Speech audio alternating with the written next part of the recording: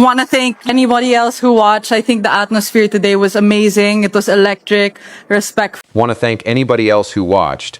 I think the atmosphere today was amazing. It was electric, respectful. Fans were in genuine shock on Saturday night when Filipinos effectively shut down the atmosphere of center court, celebrating one of the biggest upsets Wimbledon has seen in a decade. So I want to thank everyone who's been cheering me on and everyone who was there today and everyone who's been part of my journey. Thank you. Red, yellow, and blue flags rippled across Henman Hill. A hand-painted sign near the entrance read, "Do it for the K-Car." And inside the most conservative stadium in tennis, a 21-year-old from Quezon City named Alex Eala was 3 points from ending the reign of the defending champion Aga.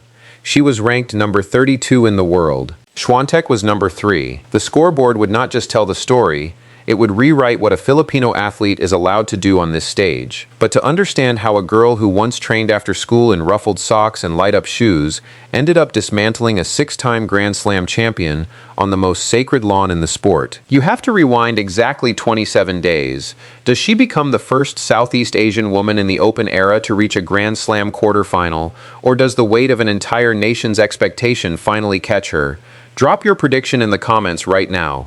27 days before center court, Eala rallied from a set down to win the Birmingham grass court title, her second WTA 125 trophy of the year. Days later in Berlin, she beat world number 2 Elena Rybakina and world number 8 Alina Svitolina in back-to-back matches on the same surface.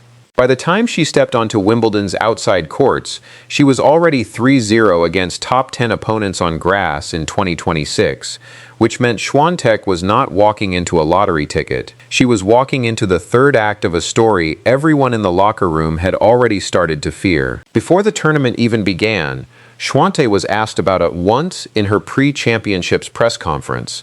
Her answer, reported by Tennis Head, was 7 syllables of trouble. Well, I don't particularly know her game on grass. Obviously, I can watch a little bit. The defending Wimbledon champion had at that point already lost to Ella once. That was Miami 2025 6275, a Masters 10,000 quarterfinal, and Swiatek was standing at a Wimbledon podium, admitting she had not sat down and studied the tape. Meanwhile, the crowd Eala was bringing to the grounds was unlike anything the All England club had ever hosted. For her round 2 match on court 12, Filipino fans queued from before dawn. 2 of them were photographed carrying an oversized Philippine flag straight through Wimbledon's manicured entrance. According to Reuters, when Eala won, she leaned into the microphone and thanked them in Tagalog. Maraming salamat mga kababayan. Maraming salamat. Oh, thank you very, very much. By the time she walked onto center court on Saturday, she was not playing for herself. She was playing in front of a mobile embassy. The first set alone lasted 84 minutes. 84. Not a full match, a single set. I saved 2 set points. She held 4 of her own. And when she finally broke Schwent's spirit in a 20-point tiebreak, it was 119. On her 4th try, when Schwent shanked a forehand long, the WTA logged the numbers cleanly. 5 of 7 breakpoints converted, 8 of 11 breakpoints saved, 24 winners against just 21 unforced errors. Swiatek had 32 winners and 44 errors. That is not a fluke. That is a dismantling. Put yourself inside Swiatek's head for a second. You are the queen of clay. You are the reigning Wimbledon champion. You have won 6 Grand Slams. And a girl who entered this tournament with a career Grand Slam main draw record of 1-5 is outthinking you on your own court. The second set became a formality 62, and somewhere in the middle of it came the frame that will live on every Filipino tennis fan's phone forever. Eala slipping on the grass, going down, and while she was still on the ground, sticking her racket out and keeping the rally alive. She did not win that point. She won the next one. And the one after that match point came on her 3rd attempt. She struck her 24th winner of the day, a forehand, and dropped her racket. Then she cried on live television, and what came out of her mouth in that encore interview is why this story is not just a tennis story. It is why fans who have never watched a full match in their lives are now telling you Alex Eala is theirs. I'm really emotional. She said, maybe for someone like EGA who's won so many slams, or maybe for someone like Serena or Venus, this achievement may seem small, But for someone who grew up in the Philippines, I went to train with my brother and my grandfather every day after school, with my ruffled socks and light-up shoes and chubby cheeks.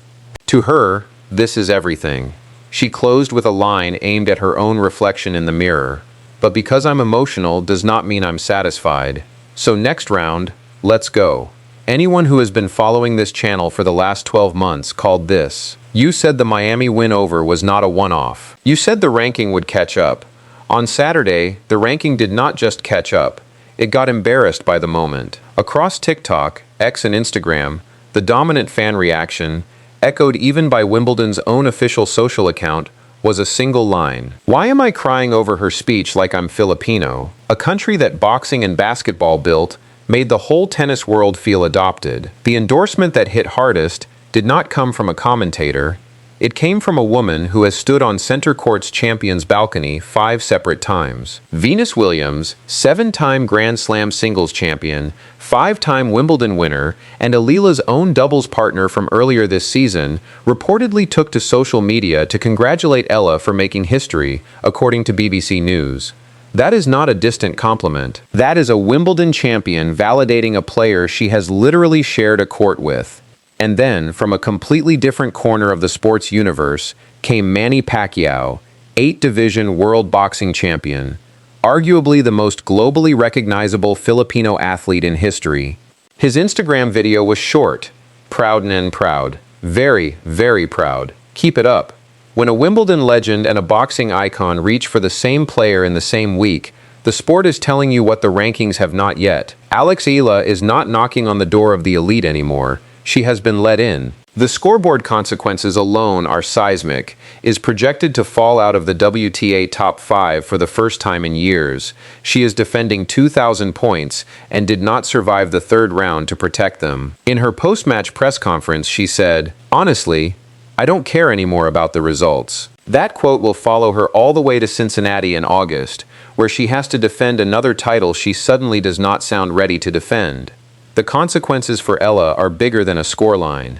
Southeast Asia, a region of over 600 million people, has never produced a Grand Slam quarterfinalist in the Open era. Never, not one. Eala is one match away from that milestone. Her next opponent is Jasmine Paolini, the 2024 Wimbledon finalist, the number 13 seed. Eala has already beaten her once this year, 6-1076 in Dubai in February. The Philippines hosted its first ever WTA event just 6 months ago in January 2026.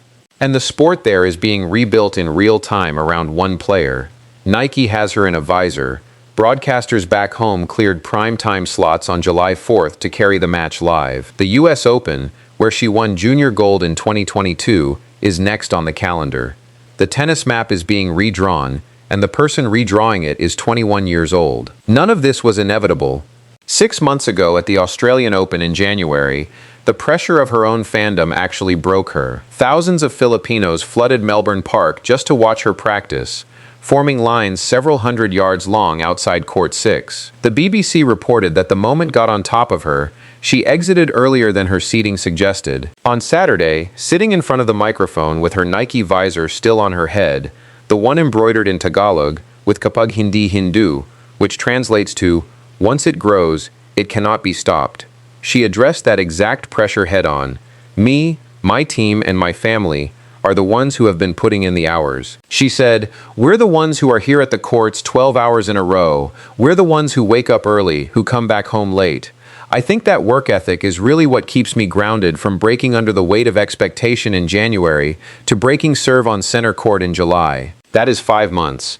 Ruffled socks, light-up shoes, a visor in a language Wimbledon's own commentators could not read, a defending champion who admitted she had not done her homework, a crowd that queued from before dawn and made a stadium built in 1922 sound like Manila. 3 years ago, Egantech handed Alexa her graduation diploma at the Rafa Nadal Academy and told the students to be tenacious. On Saturday, the student wrote the final paragraph of that speech herself, with a straight-set win on center court. Alex Eala did not just beat the defending champion of Wimbledon, she proved that a country tennis has never taken seriously can walk into its most exclusive stadium and take the atmosphere, the scoreboard, and the story home in a single afternoon. Now, here is your call, and Alex Eala plays Jasmine Pawini in the round of 16. The 2024 Wimbledon finalist she has already beaten this year. Does she become the first Southeast Asian woman in the Open era to reach a Grand Slam quarterfinal? Or does the weight of an entire nation's expectation finally catch her? Drop your prediction in the comments right now, score included, and pin the comment if you want to be able to say you called it before anyone else did. If you have been in these comments since the Miami video, since Berlin, since Birmingham, you already know the pattern. Subscribe and stake your claim before Monday's match, because whatever happens against Pawini, you are going to want it on record that you were watching this story before the rest of the tennis world learned how to pronounce her name.